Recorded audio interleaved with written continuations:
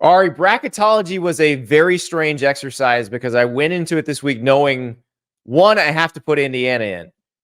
Two, I've probably got to put Tennessee in. And three, what do I do with Georgia and Texas? And I've already heard from the Oregon fans. They're not pleased because I had Oregon number 1 after they beat Ohio State last week. I moved Oregon down to number 2 and put Georgia at number 1. And that was not a popular move. Yeah, well, I'd love to hear your reasoning for it. My reasoning is if you set the Vegas line on a hypothetical Oregon-Georgia neutral site game today, Georgia would be favored by 3.5 points, 4 points. You know, Bill right? Hancock, the chair of the College Football Playoff Committee for many years, called me a degenerate during the mock trial when I asked him if they ever consider that sort of thing. Oh, he was the executive director of the CFP. He wasn't the chair of the committee. Not the chair. Sorry. All these business terms. The chair was Boo Corrigan when we did the. Yes. Yeah. I mean, he called me a degenerate both in the committee room where these discussions are being had and on Twitter. So their advanced stats metrics that they use are essentially the same thing as the power rankings that line makers use. Sure. And so they may think they're not dealing with gambling stuff, but they're using exactly the same kind of numbers. And you look at what the committee's done over the years. I'll go back to the first year of the college football playoff in 2014 when it was a 4-team playoff. Florida State was undefeated, and they were the 3 seed. Alabama and Oregon were 1-loss teams that were ranked higher than Florida State in the final ranking. And I know the Florida State fans don't like to hear this because they also were undefeated, and the 5 seed, well, not the 5 seed because there was no seed at 5 in a 14 playoff, but they were number 5 last year. So the precedent is there. So even if Oregon runs the table, and look, if I have Oregon with a loss, Ari, at this point, if I'm projecting this out, well, that's what I was going to ask Oregon you. Who are you thinking they're going to lose to? It's going to be Ohio State, so I would have Ohio State higher than Oregon. Well, so when I did Bubble Watch, which also has a bracket in it, I kept Oregon number 1, not because I'm convinced that Oregon is better than Georgia, but because you would have had to put Ohio State in as a top 4 seed, because I don't know who you would project Oregon to lose to drop them to 2. Penn State, I guess they could lose to Penn State let's say Penn State beats Ohio State and then Oregon and Penn State play in the Big Ten championship game. That's the other one you'd project, but Penn State at that point is probably the 1 or the 2 seed. Yeah, that's a pretty wide veer off the beaten path though for me. So I mean, it's certainly possible. Penn State's a top 5 team, I guess, but for me, I don't. The only question is, do you think that the committee would rank a team like Georgia with 1 loss if they run the table and win the SEC over an undefeated Oregon team, which I still think might be possible too? So I do. Oregon, I think they would. Because remember, Georgia's to run the table. Georgia's going to have to beat Tennessee, and then they're going to have to beat whoever they see in the SEC championship game, which could be Texas again, could be LSU, could be Texas A&M for all we know. There's still a lot of possible outcomes there. But if Georgia keeps winning, then I think there's a really good chance they end up the 1 seed because they're going to be viewed as having played the best schedule. Like if Clemson's the ACC champ, that win against Clemson is massive too. That counts just as much. So so that makes sense. I mean, I think that it's more likely that Georgia would be ranked ahead of Oregon with a loss, even if Oregon's undefeated, than whatever scenario that other one was with Penn State. I think too, especially because you have Clemson in there as your ACC champ. So the resume would be pretty loaded for Georgia at the end of the season. Miami fans are not happy about that either. My problem is Miami's defense scares me, but Miami's schedule doesn't really give us a chance to see what happens if they play a team with a better defense that limits their scoring a little bit. How do they deal with that? And so we're not going to see that probably until Miami Clemson in Charlotte. Now, look, if one of them stumbles, it could be SMU and somebody in Charlotte, but it could be Pittsburgh and somebody in Charlotte. That's still all on the table. But that's my issue with Miami is I just don't trust their defense yet. I certainly trust their offense. I trust their offense to score every time it touches the field. Yeah, I here's trust the thing Clemson's about bad defense. I'm not sure I trust their offense against a good defense, but Miami's defense ain't Georgia's defense. When you don't have a good defense, the schedule and who you're playing doesn't matter. Like to me, having a bad defense is a recipe for disaster against teams you would never think could beat you. Like I think that to me, I agree with the notion that Miami's going to get clipped this year. I think eventually it's going to happen unless they tighten things up defensively. Yeah, so I don't think that's that controversial. I did move Boise State to number 12. I had Navy at number 12, and that was just kind of thinking through how this actually works because I have Notre Dame in the bracket at number 11. If Notre Dame is to be there at 11 or 10 or whatever, they're going to have to beat Navy this week to do it. So I had Navy there. If I'm projecting Notre Dame in the bracket, I probably can't project Navy in the bracket. If Navy wins, then we can have another discussion. And actually, if Navy beats Notre Dame, we might have a really fun bracketology next week, Ari, because the winner of the Boise State UNLV game on Friday night in Vegas plus Navy, I might have them both in there. Like, don't assume that there's only going to be one group of 5 team. That's well, the thing that you're going to have to figure out is stone.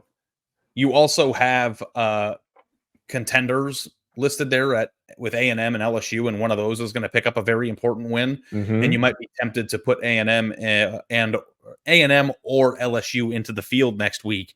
So if Navy beats Notre Dame and Boise wins, and then you're going to have to drop Notre Dame out, but you're going to have an extra spot there, and you're going to need somebody else to lose in order to make that make sense, unless you drop out Indiana, which would probably cause a riot in your beautiful Gainesville home. So, like, I'm not dropping Indiana right now unless Indiana loses to Washington, of course.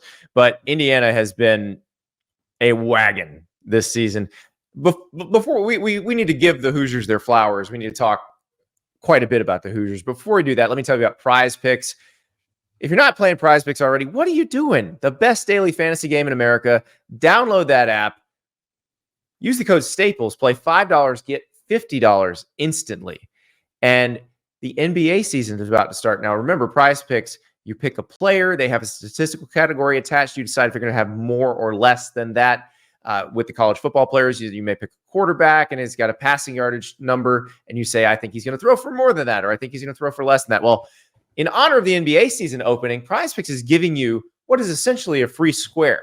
When the Timberwolves play the Lakers on Tuesday night, Anthony Edwards, Ant-Man, normally his number would be 26.5 points. They have dropped it to 0.5 points. So if Anthony Edwards scores a point, you get that square. Now, PrizePicks did this earlier to celebrate the start of the NFL season with Caleb Williams, the Bears quarterback.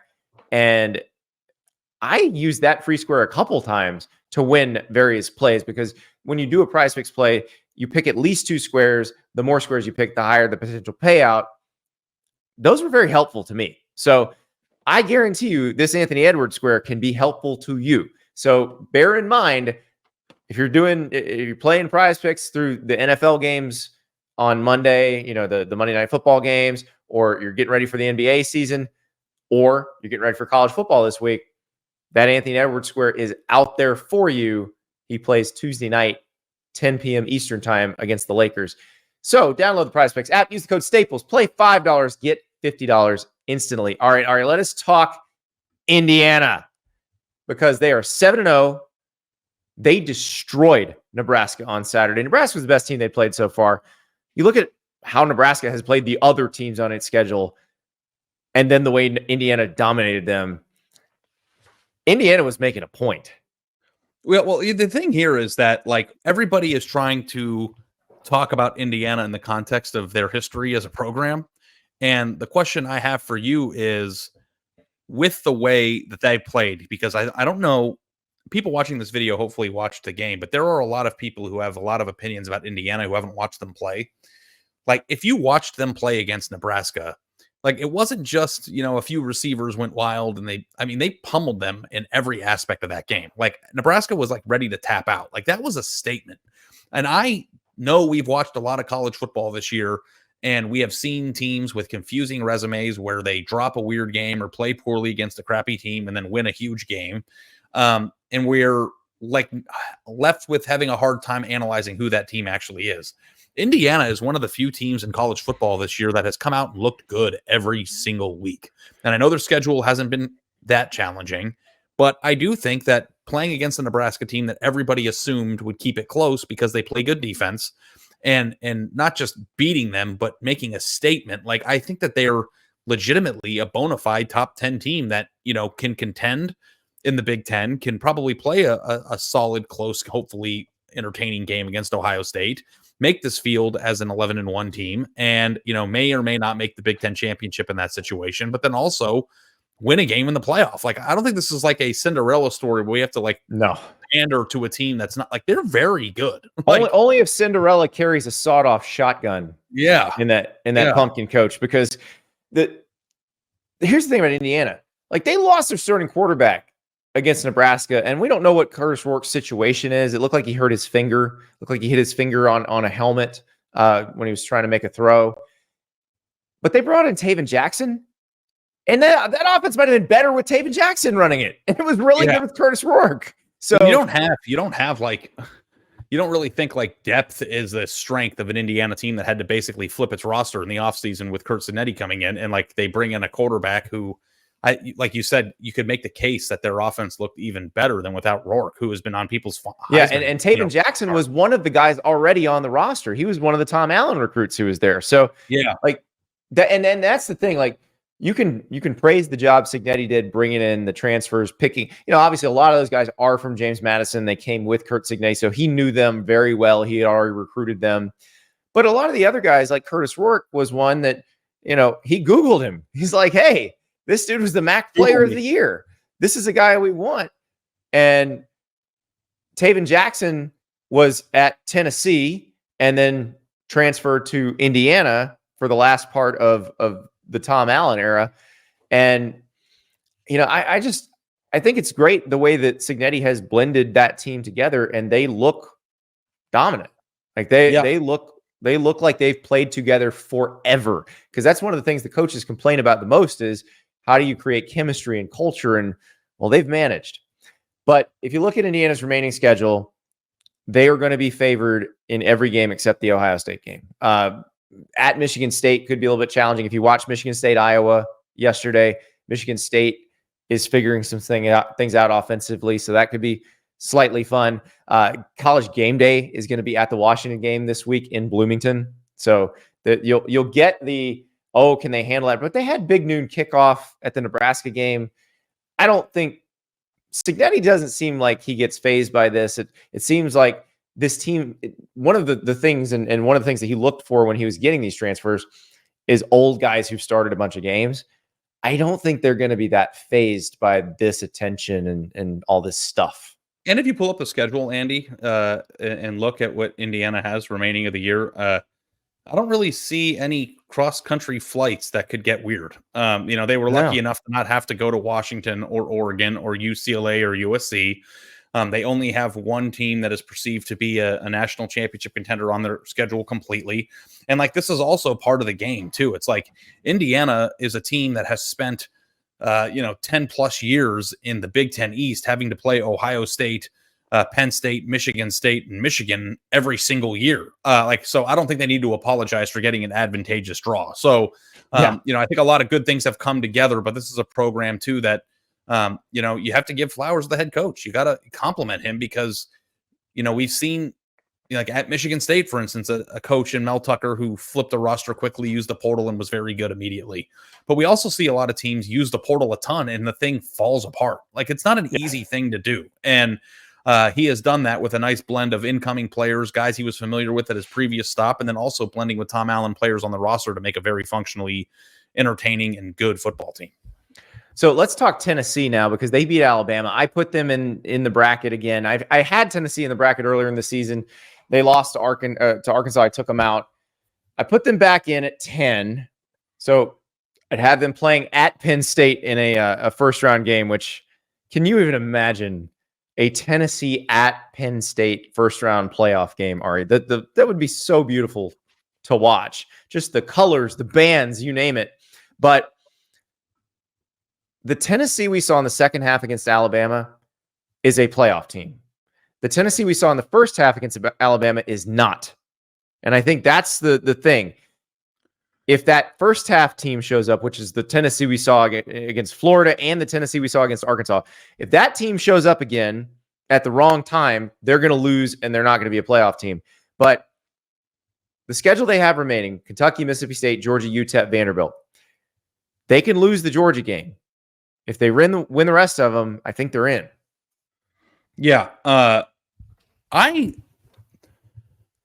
left the Tennessee win over Alabama very hopeful for that program. I think that, on one hand, you could say, well, one half they looked like a team that wasn't very good, and one half they looked really, really good. It's like they played a so-so game and beat Bama. And we don't have to pretend like Alabama is some sort of, 2020 Nick Saban juggernaut, but it's still a very talented team that, we are going to continue to have discussions about in the context of the college football playoff. I think that means something. I think it's going to move people.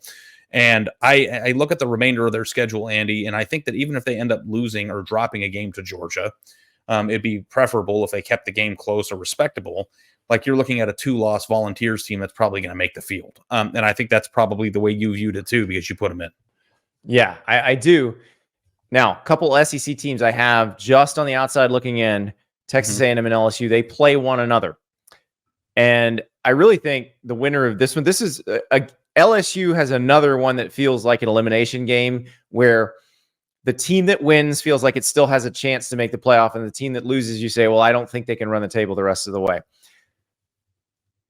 I think this is another one of those games, and I think the winner of this game has a definitive path in with a mulligan, because both of them have monster games coming up still.